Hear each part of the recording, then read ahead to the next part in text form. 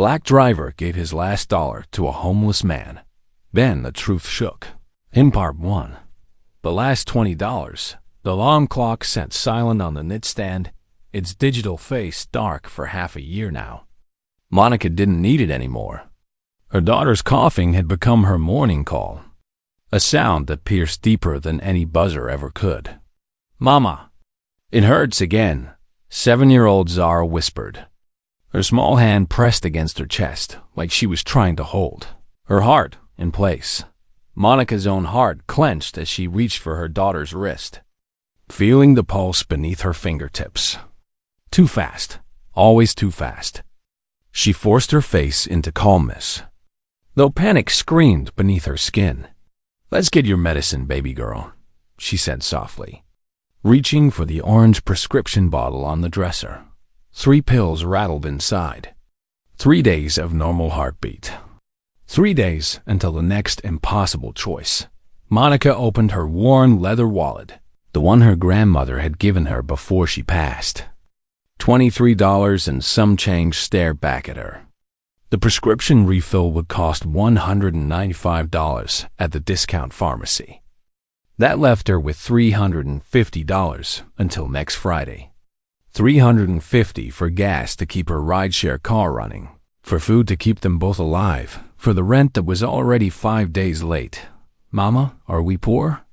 Zara asked, watching her mother count the crumpled bills with careful fingers. Monica looked into her daughter's eyes, those beautiful brown eyes that held too much understanding for a child so young. "We're rich in love, sweetheart. That's what matters most." But love didn't pay for heart surgery. Love didn't cure congenital heart defects.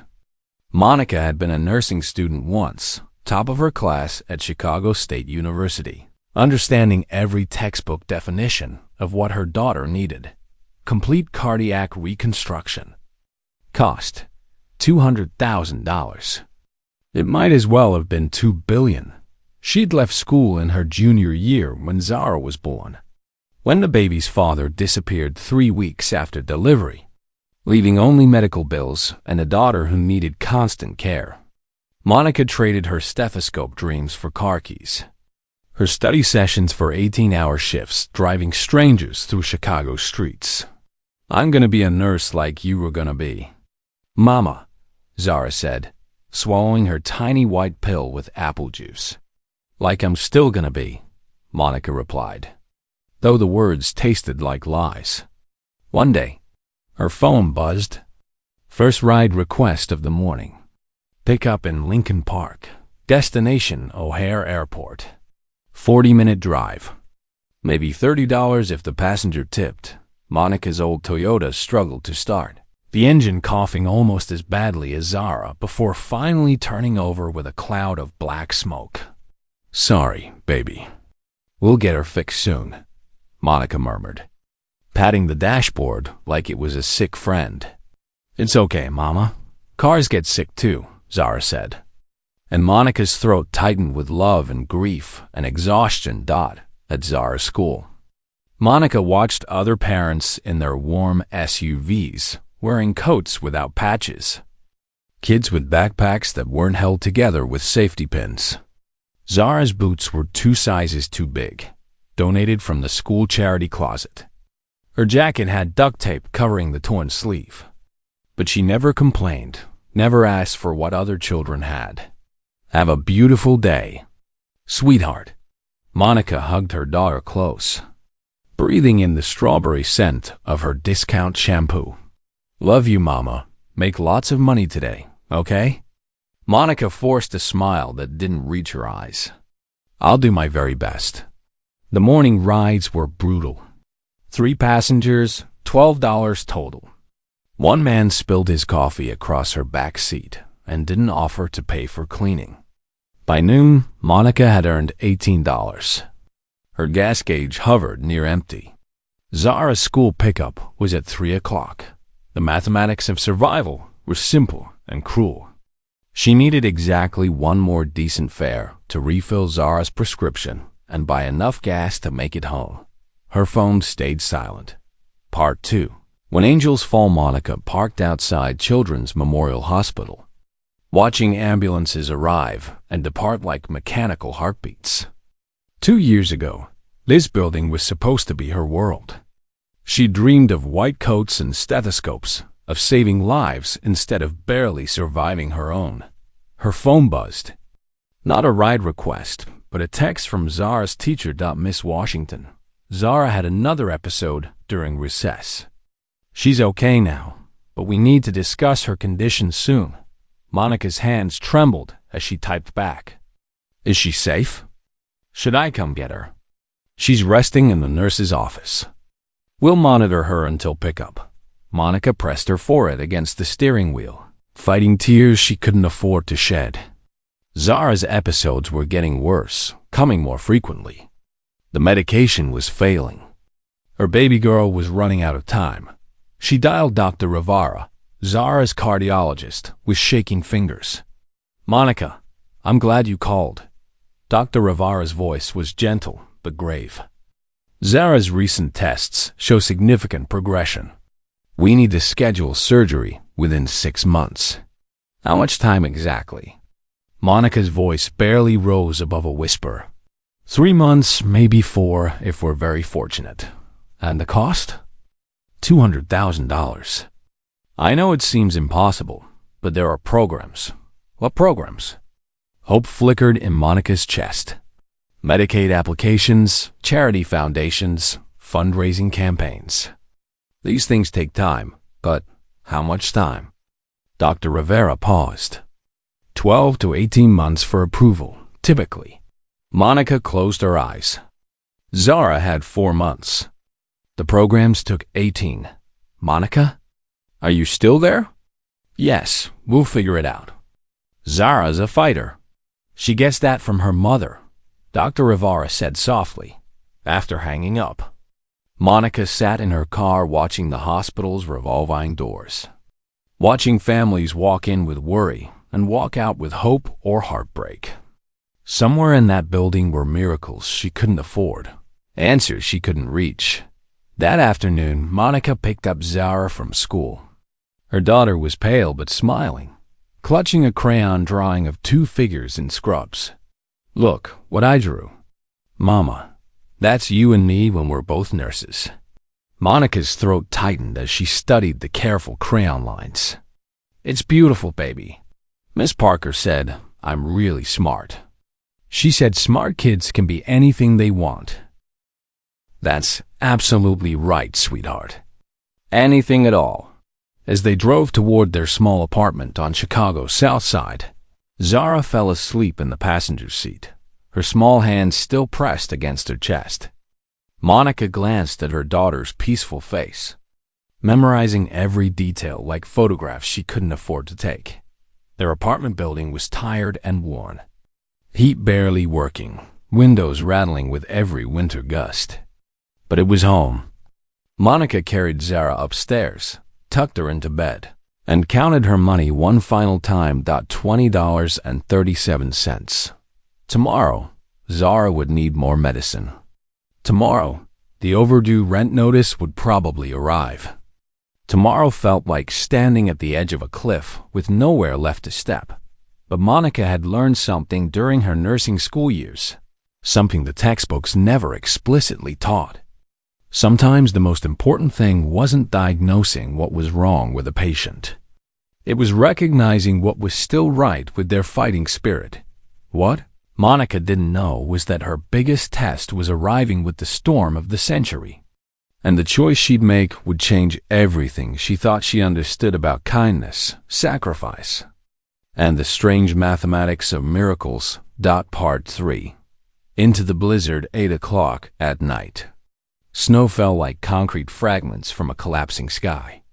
The weather service called it life-threatening, a blizzard with 60-mile-per-hour winds and temperatures plunging to 15 below zero. Monica should have been home with Zara, safe in their small apartment. But $20 wasn't enough. Not for medicine and gas and food. She needed one more ride. Just one. Her phone had been silent for 3 hours. No passengers wanted to venture into this weather, and Monica couldn't blame them. Smart people stayed inside. Monica wasn't smart right now. Monica was desperate. She drove slowly through downtown Chicago, squinting through snow that hammered her windshield like bullets. Her wipers struggled against ice buildup, scraping and squeaking with each labored pass. Then her phone buzzed. Ride request from Navy Pier. $25 minimum fare. Monica's heart leaped. $25 meant Zara's medicine plus gas money.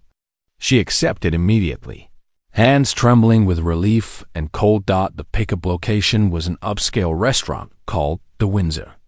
Monica pulled up with her hazard lights blinking, barely able to see the elegant facade through the swirling white chaos.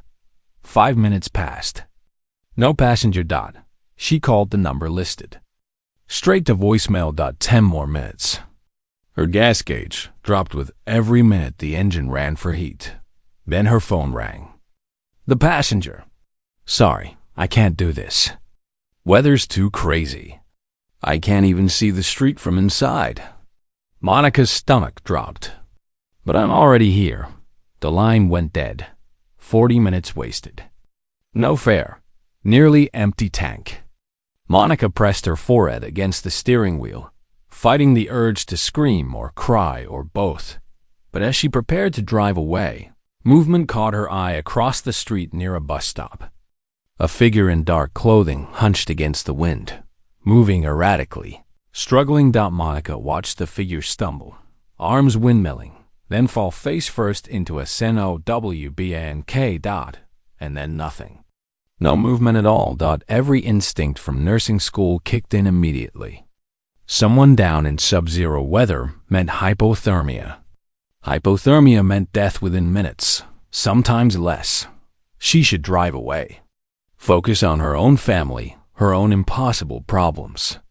Get home to Zara before the roads became completely impassable. Instead, Monica pulled over and ran into the blizzard. Sir, can you hear me? The man was unconscious, face down in 8 inches of snow.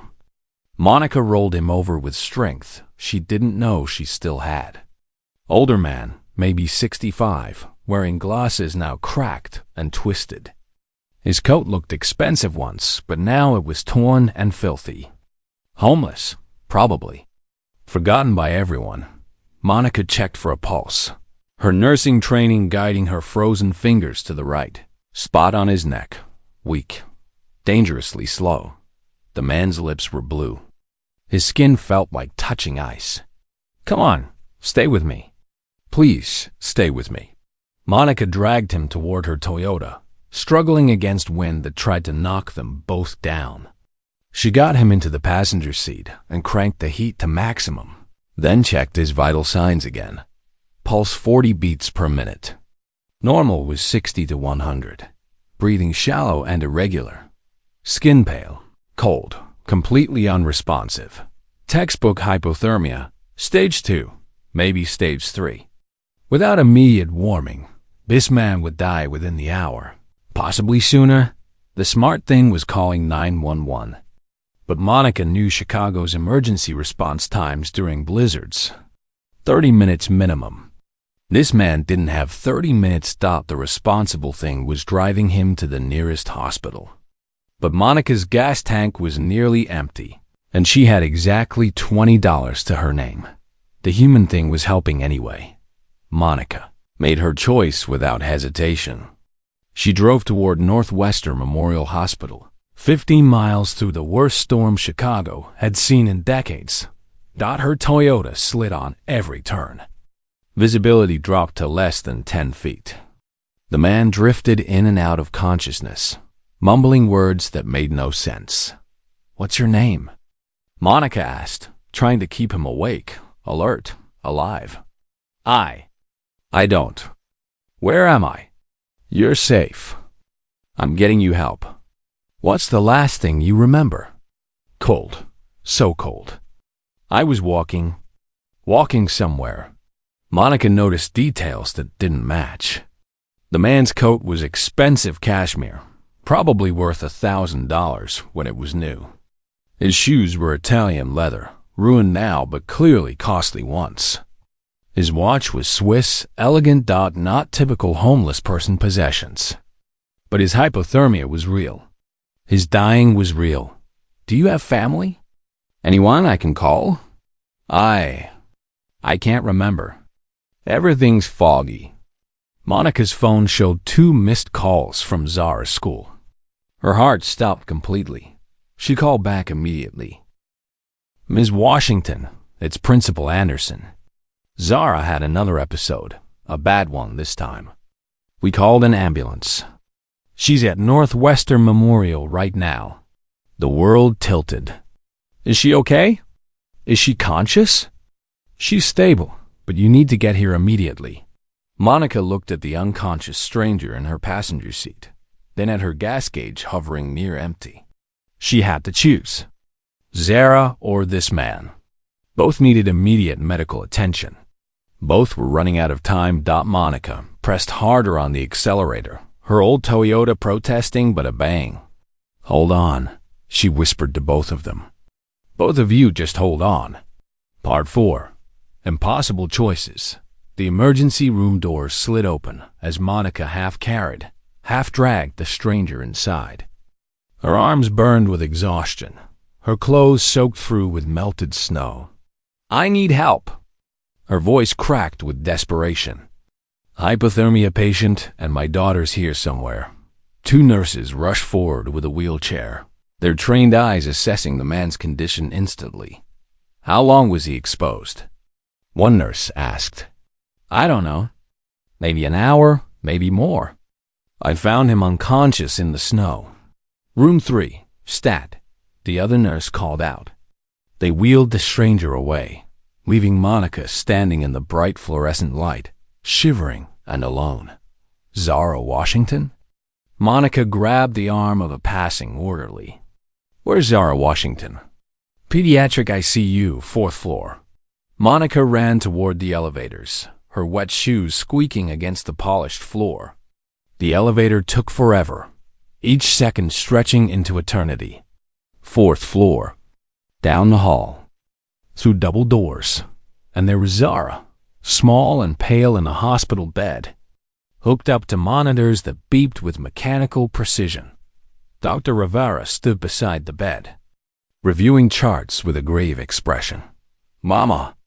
Zara's voice was weak but conscious. Monica rushed to her side, taking her daughter's small hand. I'm here, baby. I'm right here. Dr. Rivera turned, her face showing carefully controlled concern. Ms. Washington, Zara's episode was severe. Her heart rhythm became dangerously irregular. We've stabilized her, but what? Monica's voice barely worked. We need to move up the surgery timeline. She has 6 weeks, maybe 8 at most. The floor dropped away beneath Monica's feet. 6 weeks. Not even 2 months. I don't have the money, Monica whispered. I don't have anything. Dr. Rivera's expression softened with sympathy and helplessness. I know. I'm so sorry. Monica sat beside Zara's bed, holding her daughter's hand, watching the heart monitor trace its unsteady pattern. 6 weeks. How do you get $200,000 in 6 weeks?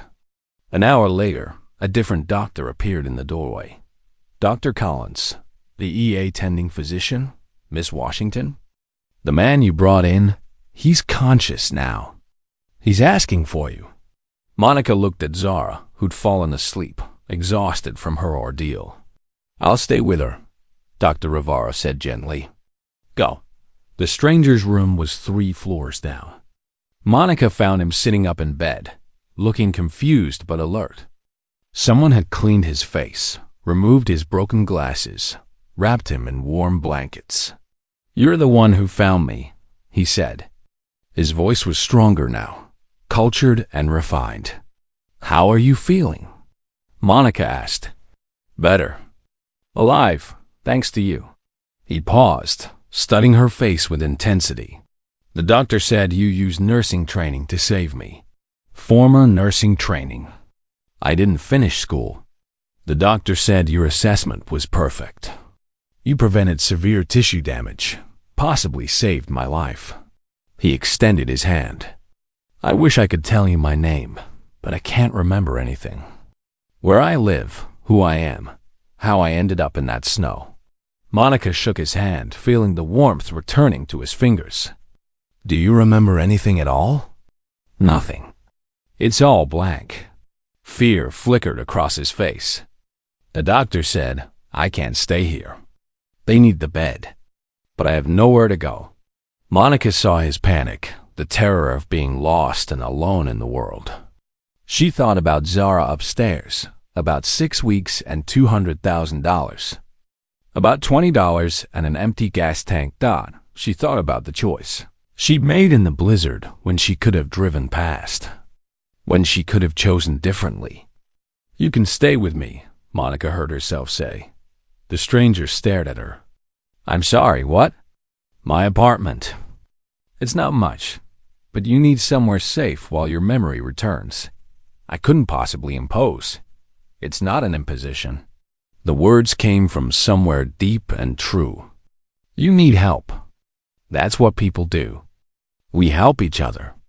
The stranger's eyes filled with tears. Why would you do this? You don't know me. Because someone needed to stop, Monica said simply. And tonight, that someone was me. What Monica didn't know was that this mysterious stranger remembered everything. Every detail of his life, his wealth, his plan. And watching this woman offer shelter when she had nothing, offer kindness when the world had given her every reason to be bitter. He felt something he hadn't felt in 18 months. He felt hope that humanity wasn't dead after all. Part 5. The guest, who changed everything 3 days later. The man who insisted on being called Robert, since they needed something to call him, sat at Monica's small kitchen table, helping Zara with her math homework while Monica worked a double shift. Robert was different from any homeless person Monica had ever encountered. His grammar was impeccable.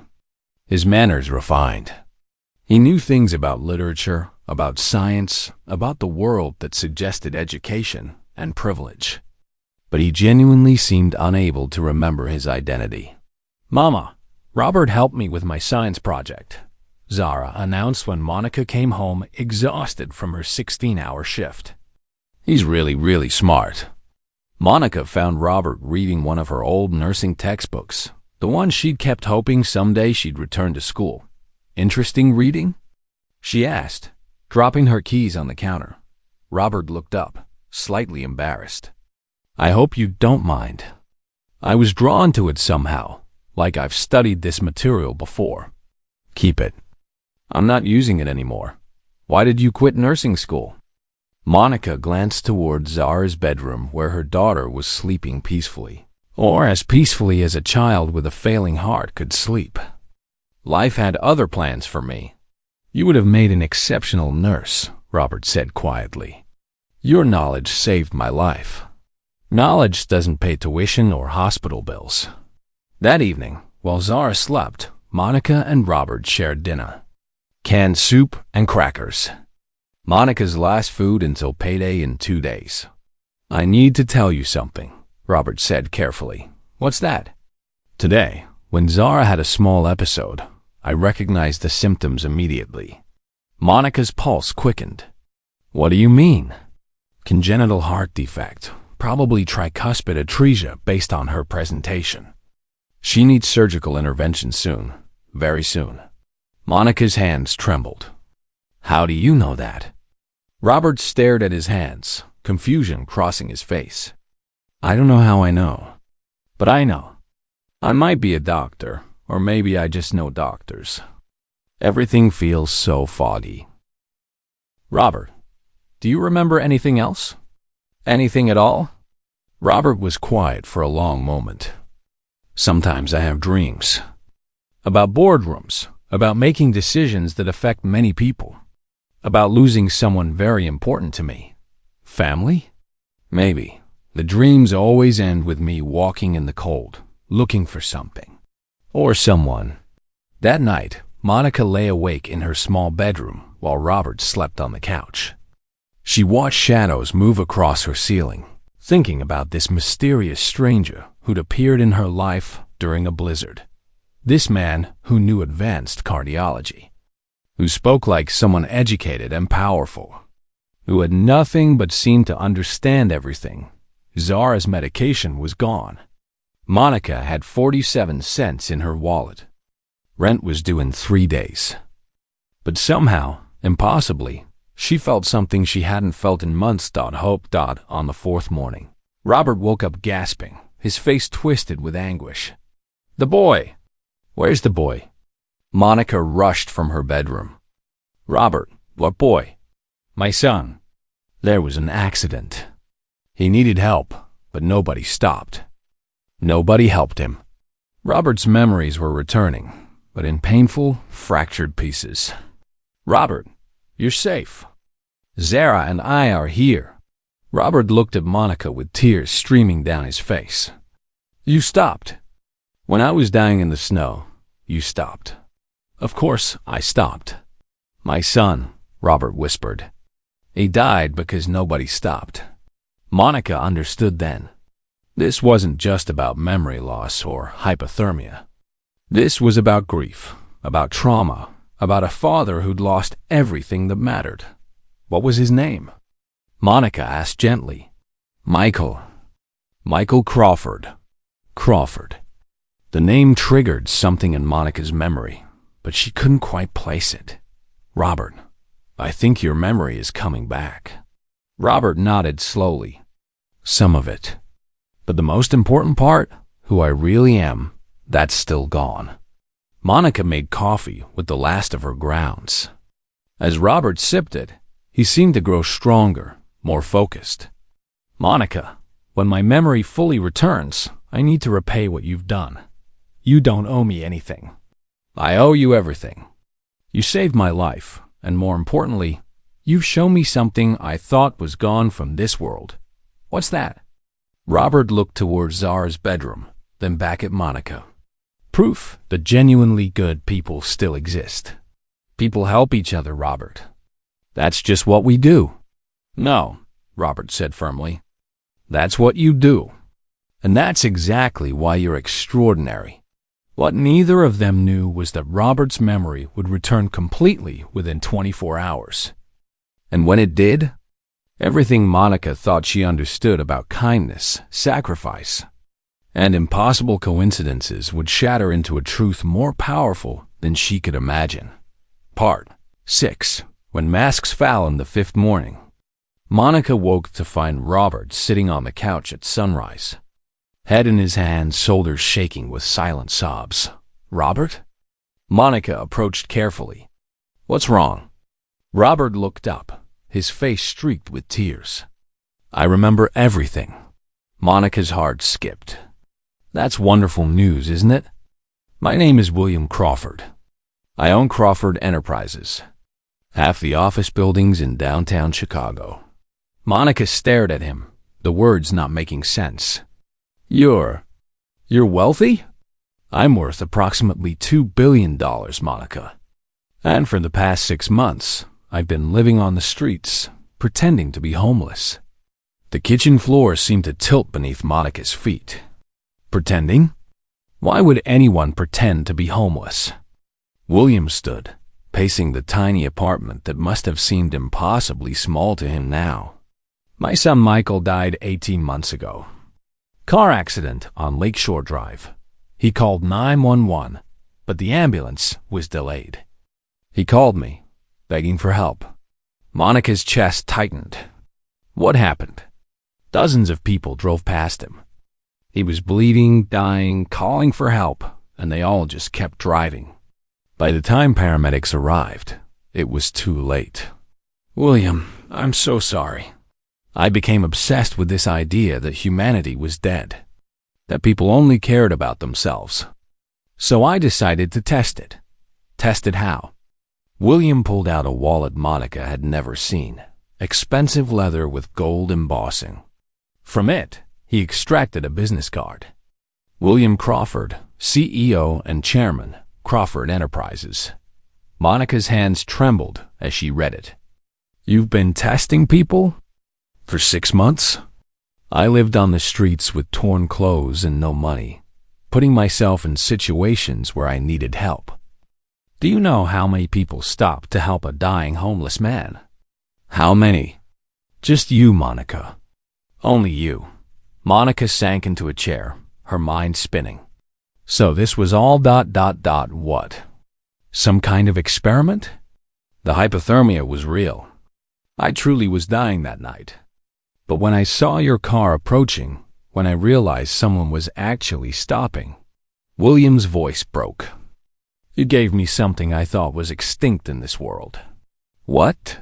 Faith, hope, evidence that human decency still exists. William opened his checkbook, clicking an expensive pen. I need to give you something. William, you don't owe me. $500,000 for Zara's surgery and whatever else she needs. Monica jumped to her feet. What? No, absolutely not. Monica, you saved my life. You brought me into your home. You shared your food when you barely had enough for yourself, because that's what people do for each other. No, William said firmly. That's what you do. That's what makes you remarkable. Monica backed toward the door. I can't take your money. I won't. Why not? Because that's not who I am. I didn't help you for money. I helped you because you needed help. William stared at her for a long moment.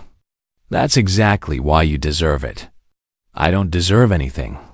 I did what any decent person would do. But you're wrong, Monica. Most people wouldn't have done what you did. I spent 6 months proving that fact. Monica shook her head firmly. Keep your money, William. Use it to help other people. What if I told you this could change Zara's life? Give her the surgery she desperately needs. Monica's resolve wavered. Zara, her beautiful daughter, who might not see her 8th birthday without that surgery. I can't, Monica whispered. I can't accept charity. It's not charity. It's gratitude. Same thing. William closed the checkbook. Then let me ask you something different. What do you want most in the world? Monica looked toward Zara's bedroom, where her daughter was still sleeping. I want my baby to live.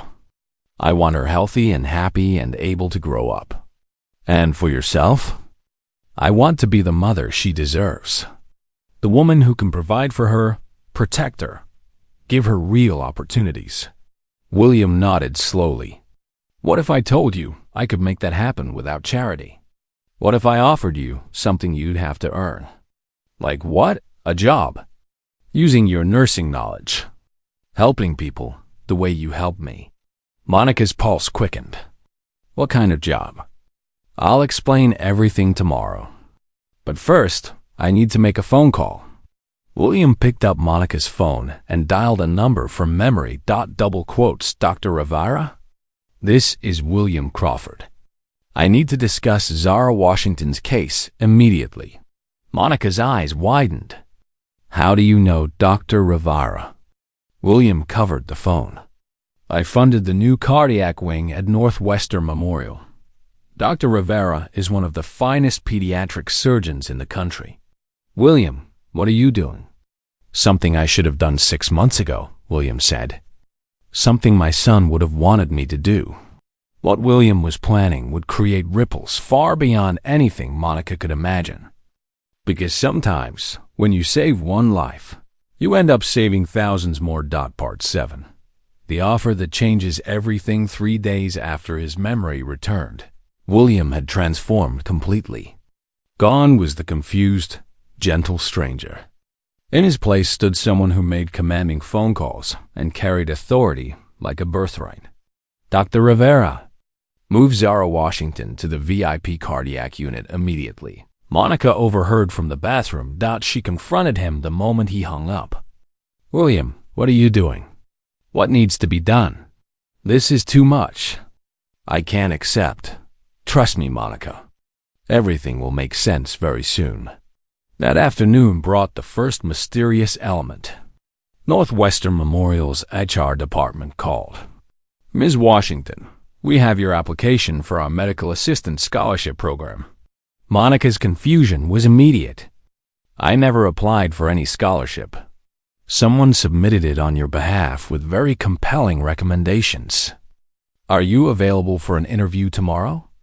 After hanging up, Monica found William in her kitchen, looking suspiciously innocent. Did you apply for something using my name? William's smile was cryptic. I made a few calls. The kind that opened doors. The second mysterious element arrived when Zara came home from school, practically bouncing with excitement. Mama! A man in a really fancy suit came to our class today. What kind of man? He asked Mrs. Parker about smart students who don't have much money for college. And he gave her this. Zara handed Monica a business card. Crawford Foundation. Educational opportunities for exceptional students. Monica turned to William. What is the Crawford Foundation? William suddenly became fascinated with washing dishes. Just a small charity I run. Nothing significant.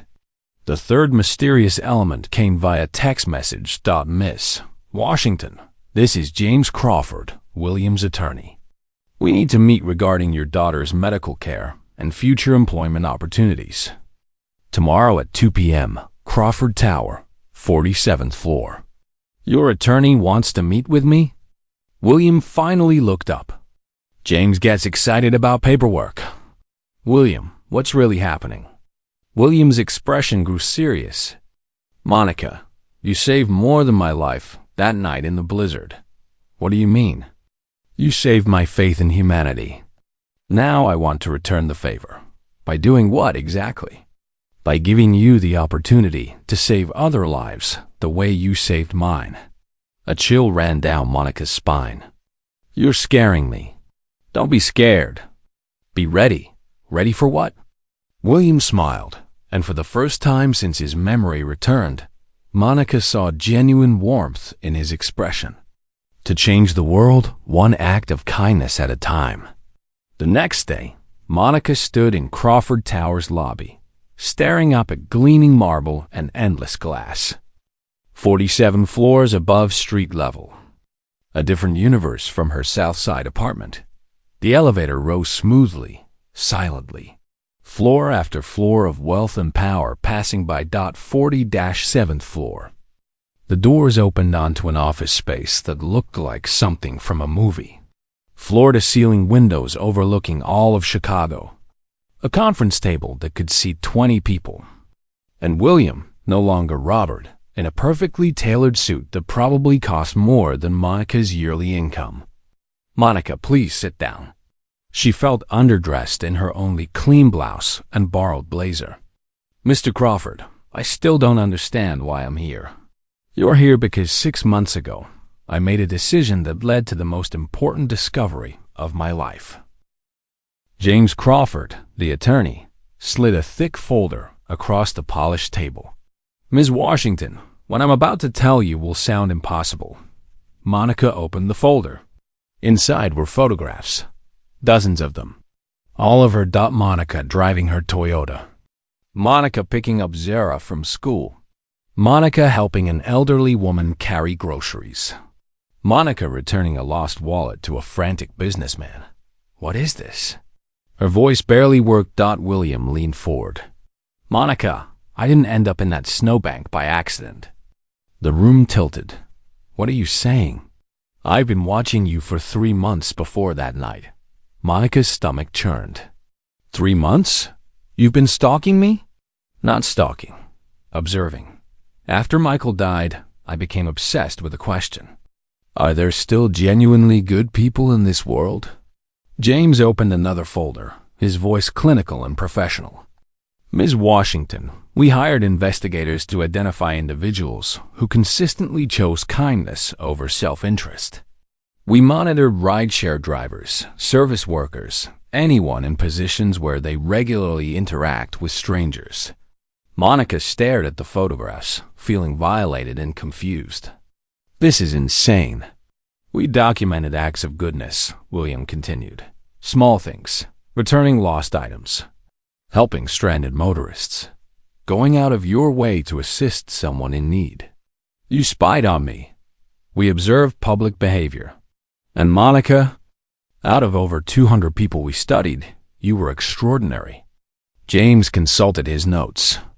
You returned 4 lost wallets containing cash totaling over $3,000. You helped 17 stranded motorists. You gave free rides to elderly passengers who couldn't afford the fare. That's just being a decent person. No, Monica, William said firmly. That's being exceptional, especially when you're struggling financially yourself. William stood, walking to the window. But I needed to know if your kindness extended to life or death situations. If you would sacrifice everything to save a complete stranger. So you put yourself in that snowbank. I was walking in the blizzard, yes, but the hypothermia was real. The danger was genuine. I truly was dying. Monica felt sick. But you planned it. You knew I'd be there. I hoped you would. You were one of only 3 drivers still working that night, and your route took you past that exact location. What about the other drivers? James checked his notes. Both saw a figure in the snow. Both drove past without stopping. Monica buried her face in her hands. This is all fake. Our entire friendship is a lie. No, Monica. William's voice was urgent. The friendship is the only real thing that came from this. What happened after you saved me? That was all genuine. My gratitude, my respect for you, Zara becoming like family to me.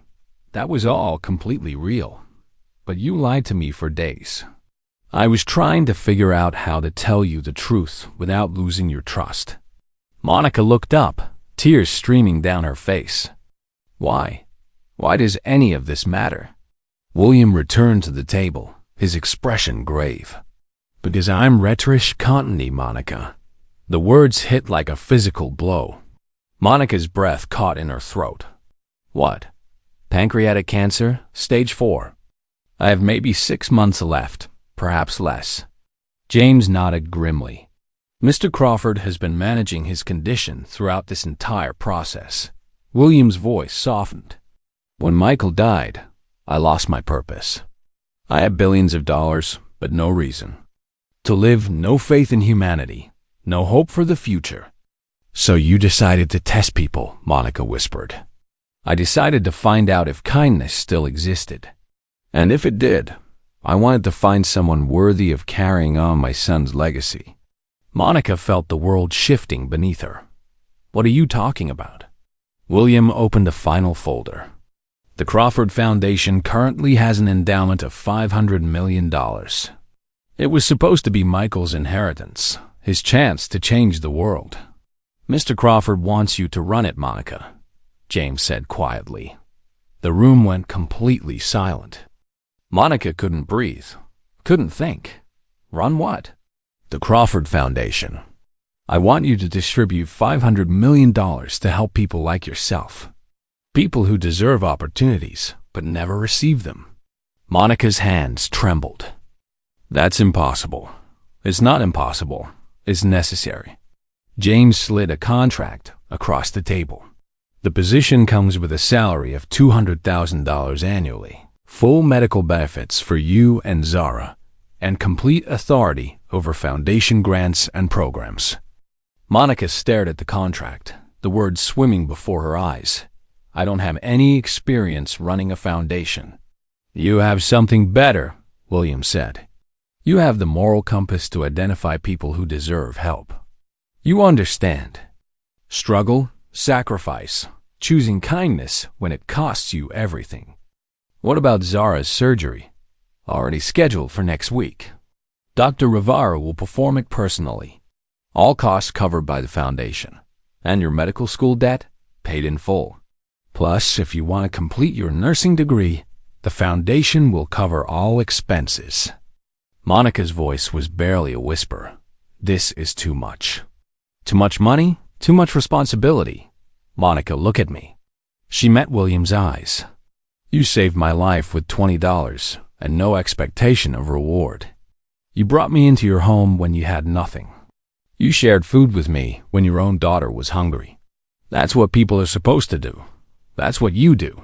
And that's exactly why you're the right person for this job. William leaned forward, his voice urgent.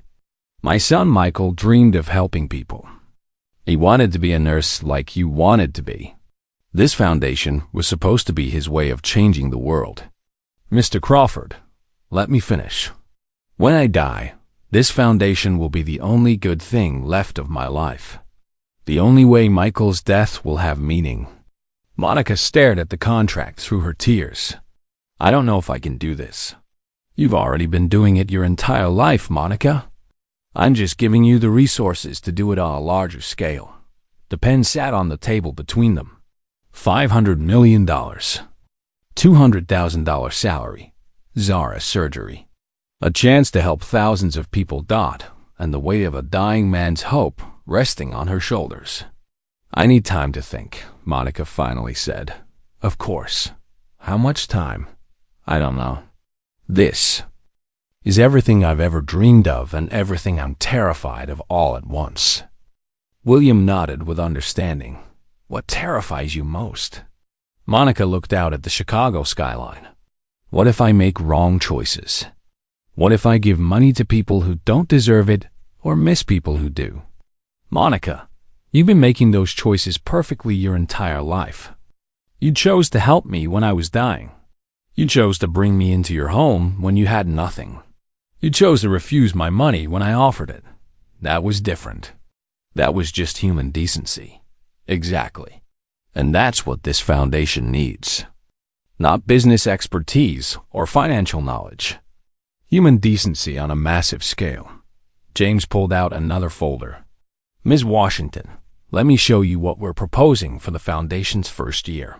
The folder contained detailed plans.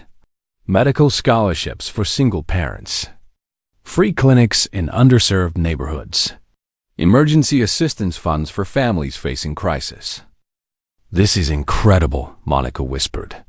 It's Michael's vision, William said softly. He spent his last 2 years of college developing these programs. He was going to implement them after nursing school. Monica studied the plans, seeing her own struggles reflected in every program. These could help thousands of people. Tens of thousands, maybe hundreds of thousands over time. But what if I'm not smart enough? What if I don't understand the business side?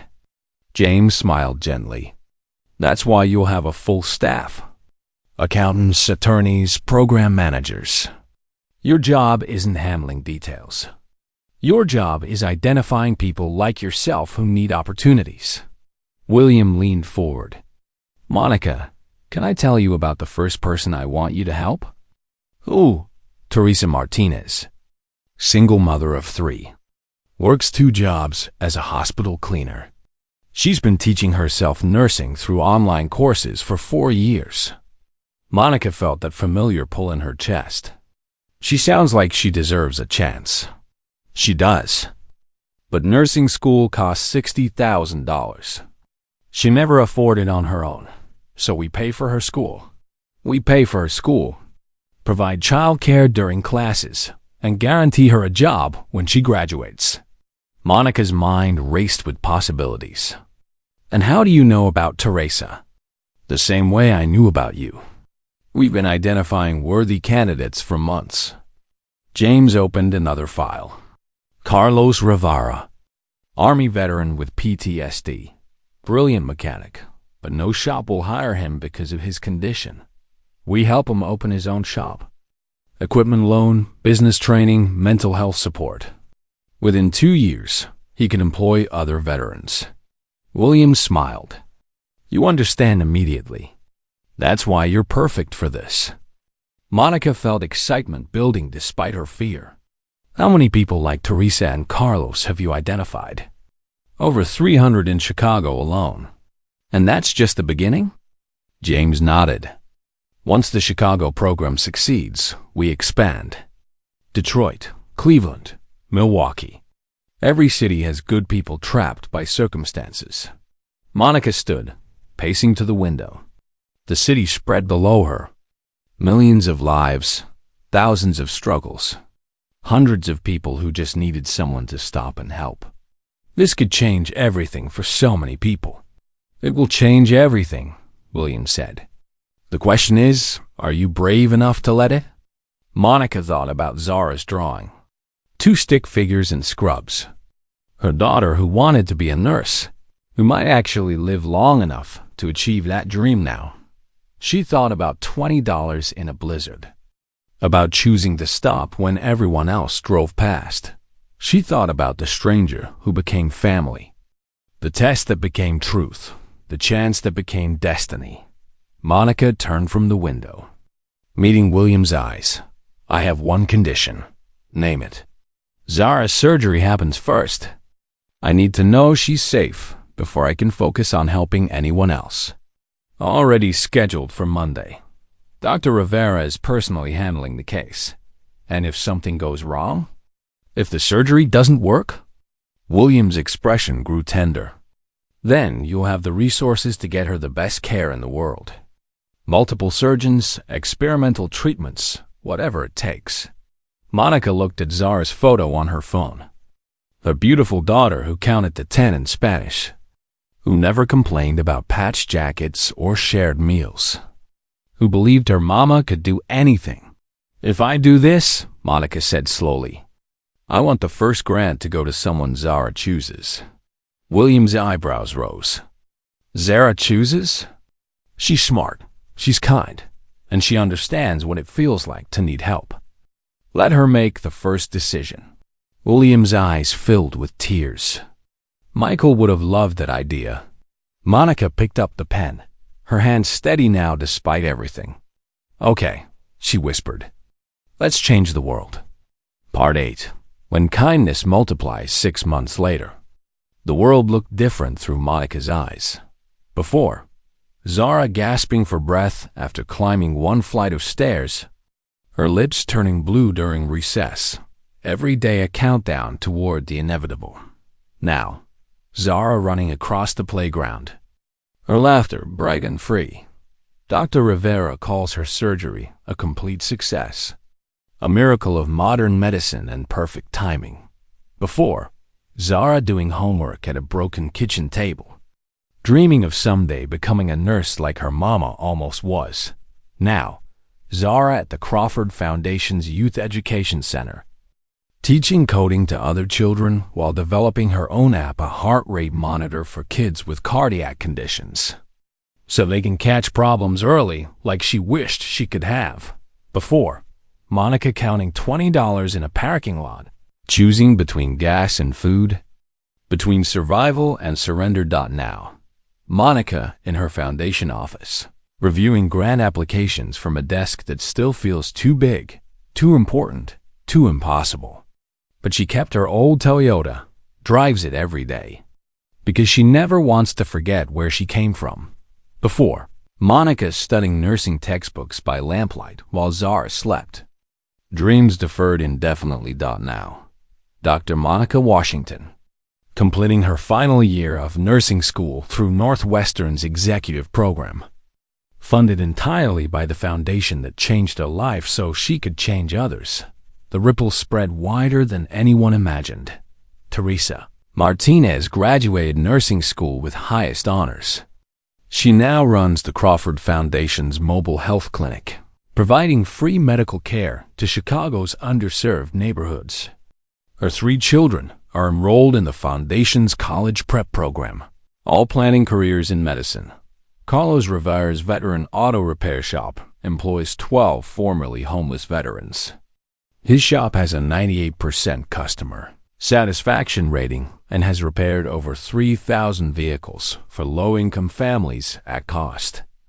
He volunteers at PTSD support groups twice a week, helping dozens of other veterans find their way back.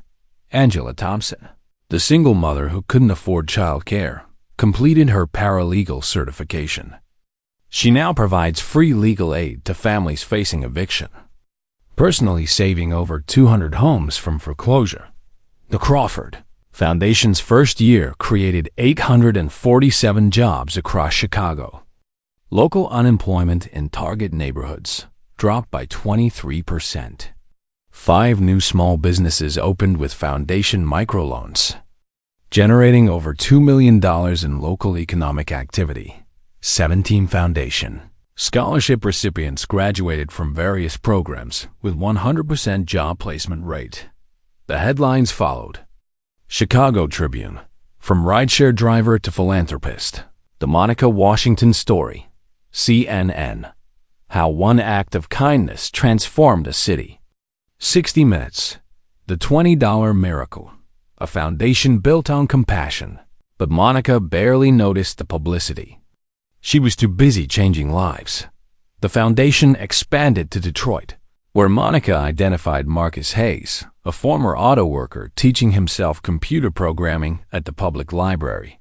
6 months later, he opened a tech training center that employs 8 other foundation graduates.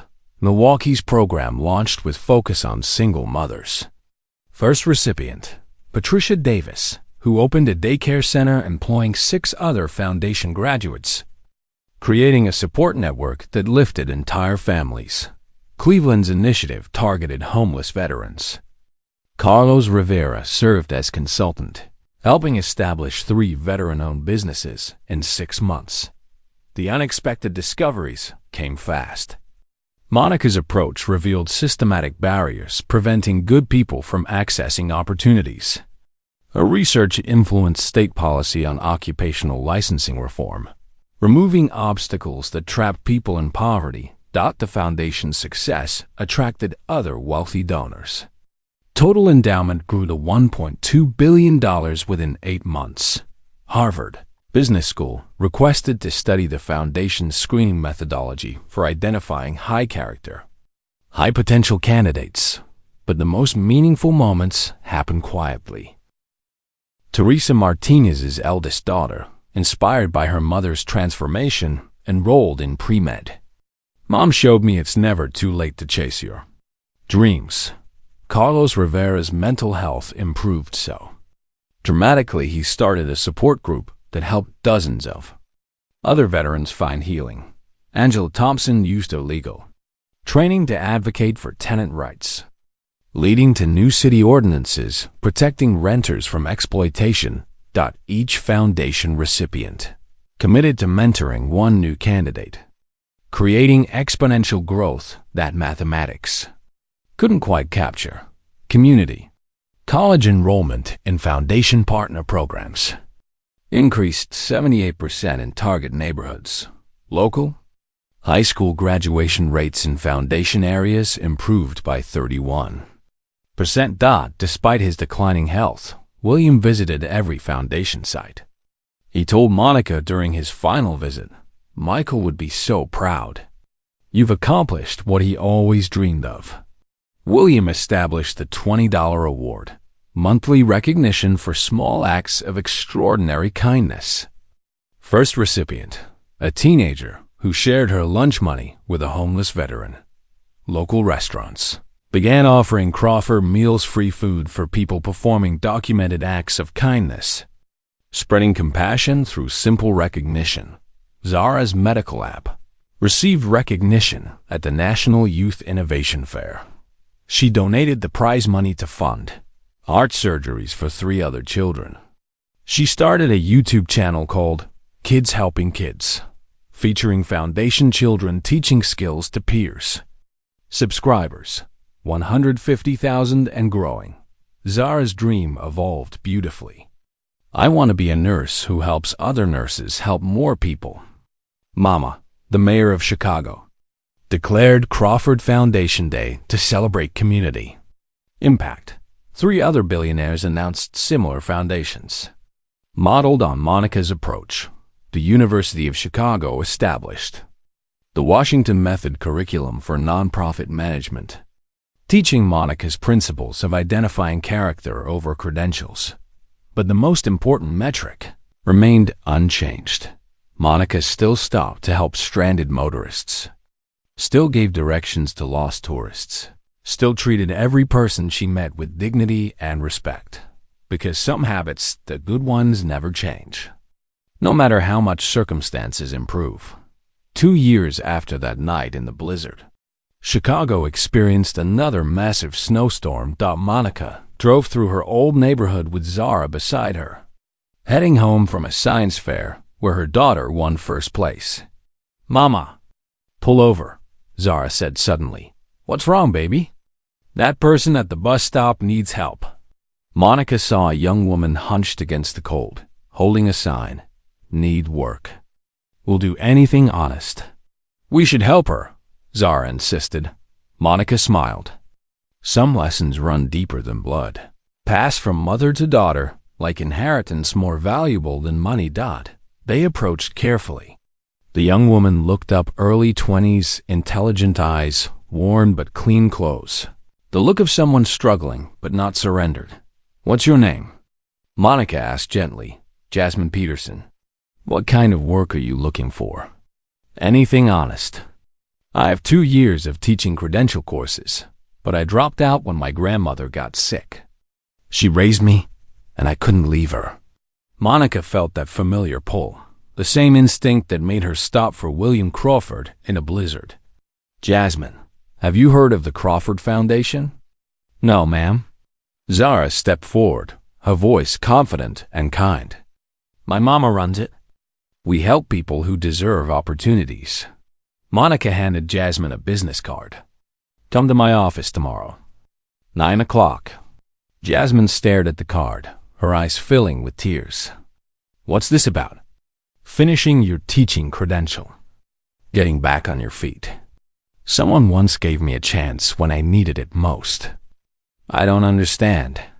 2 years ago, I was exactly where you are, desperate, trying to survive while caring for someone I love. What happened? Someone stopped when they could have driven past. Someone chose to help." Monica extended her hand. "Now it's my turn." As they drove away, Zara grinned at her mother. "That felt really good, didn't it?" Monica laughed, remembering a snowy night, a stranger, and $20 that changed everything. "Yeah, sweetheart. It felt perfect. Because the best stories never truly end. They just find new people to save, new lives to transform, new chances to prove that kindness multiplies when it's given freely. Today, somewhere in your city, someone needs exactly what you have to give. Maybe it's $20. Maybe it's 5 minutes of your time. Maybe it's just stopping when everyone else drives past." Monica's story started with a choice in a blizzard. She could have kept her last $20. She could have chosen Zara's medicine over a stranger's life, but she didn't. And that choice didn't just save William Crawford. It transformed thousands of lives, created jobs, funded dreams, and proved that one act of kindness can ripple across generations. The world needs more people like Monica. People who stop in the storm. People who choose compassion over convenience. People who believe that helping others is the most important job in the world. People like you. What will your $20 moment be? What stranger will you choose to save? What impossible dream will you help make real? Monica's story proves that sometimes, when you give up everything to help a stranger, the universe gives you back something far greater than you lost. Not just money, or success, or recognition, but purpose, legacy, the chance to change the world one act of kindness at a time, and that, more than any fortune, is the real miracle.